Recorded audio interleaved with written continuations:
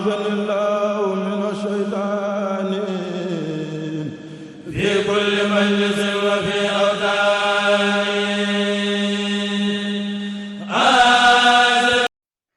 kon mbokk yi abonné leen ci chaîne bi di Jazboul Chikhar TV ci information yi ni mu gën a gaawee lu koy indee gaaw leen ngeen abonné te activé cloche bi ngir di jot information yi ci tàng-tàng bi. من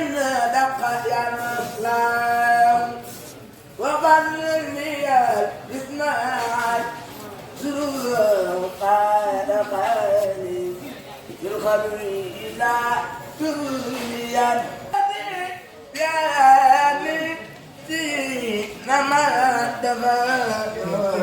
جسمي بشر الله دم سمع الله لا تدن من نماهي ما قد يبيعوني بل لبيا كلما أزايا وتبنا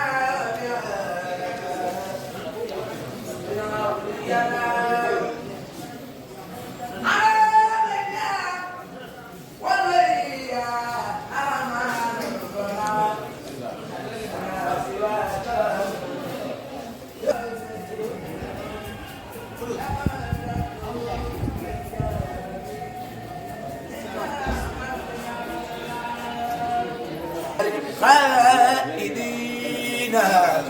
لجنة قلت يوم من أسيا له عليه زاد لوزاد لدائما أبدا وم بالله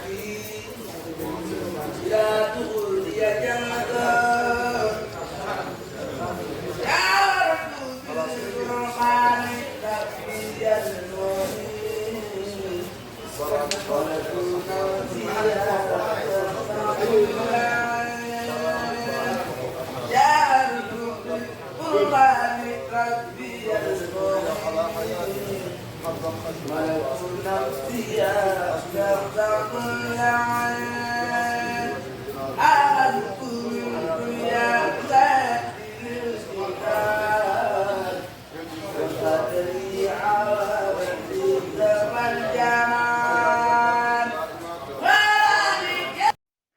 kon mbokk yi abonné leen ci chaîne bi di Jazboul Chikhar TV ci information yi ni mu gën a gaawee lu koy indee gaaw leen ngeen abonné te activé cloche bi ngir di jot information yi ci tàng-tàng bi.